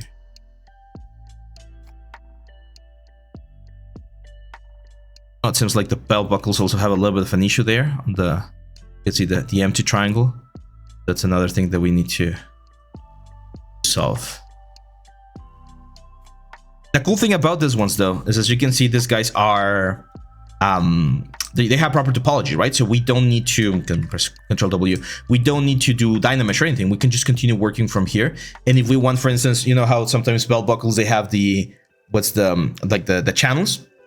We can do that here. So let me show you. When will the MD course be released? It will be released on probably next week. I hope that by the end of next week, so before Christmas, we're gonna be releasing the MD course if everything goes according to plan, and it should. It should. So let's go here, Series Measure Guides. So what I'm gonna do is not Series Measure Guide. Sorry, C-Modeler. C-Modeler. And I want to do an insert edge loop. Okay, we need to delete. I'm gonna freeze the subdivision levels. I'm gonna insert an edge loop right there. And then with poly loop, we're gonna polygroup the poly loop. So that one right there. And then with faces, with Q mesh, this is gonna go polygroup all. I'm gonna push them in a little bit. And then we're gonna unfreeze the subdivision level. So what that's gonna do, you're gonna see in just a second, is that once we go to the high subdivision, we're now gonna have a line going through the object like that. It's a little bit extreme, so I might need to go back and fix it. Or ideally, we would need to do this before adding all of this damage, right? But yeah, this is the great advantage of having clean topology on our assets. That we're able to add more details, stitches, again, damage and things like that. Cool. So that's it, my friends. I think I'm gonna stop the video or the live stream right now. I know we're not at the 2-hour mark, but it's been a fun time. It's been amazing. Thanks again for getting or allowing us to get to 600 subscribers here inside of Element. Which tablet display would you recommend for a hobbyist feel? I currently have a Wacom Intuos Pro, but I want to try a display. That's a great question. I recommend the Huion 2016. No, sorry, Huion 16 inches. I'm using the 2021 version. So Huion 2021 Canvas 16. This is the one that I'm using. It's relatively cheap. So for instance, here in Mexico, you can get it, or in the United States, you can get it for $400. And there's usually offers going around. So I strongly recommend that you get one of this. Like the Canvas is really good. XP Pen also has some nice effects, some nice like tablets and things like that. But I haven't tried them. So I wouldn't be able to give you this thing. Mayorga, ¿cada cuándo haces directo? Perdón, todos los viernes. El próximo viernes es nuestro directo, nuestro último directo de portfolio review. Entonces, si quieres mandar tu portafolio, ahí en nuestro Discord puedes mandarlo. Y ahí estaremos revisando, dándote tips y demás. Es nuestro último portfolio review del año. Y probablemente vamos a tener nuestro último, ¿cómo se dice? Stream el 29. La verdad, no voy a salir de la ciudad. Entonces, se me hace que sí vamos a poder tener stream. Entonces, todos los viernes, 11 de la mañana. Tiempo de México, tenemos nuestro stream. Every Friday, 11 a.m. Mexico time or Central time is when we have our stream, my friends. So yeah, that's it, guys. Thank you very much for being here. Have a great weekend. The stream is going to be live on our YouTube channel very soon. So we want, or one of the goals that I have for this year is to finish the YouTube channel with 7,000 subscribers. We're very close to that goal as well. So if you're not subscribed to YouTube, or if you're watching this on YouTube and you're not subscribed and you like the live stream, make sure to follow us here as well.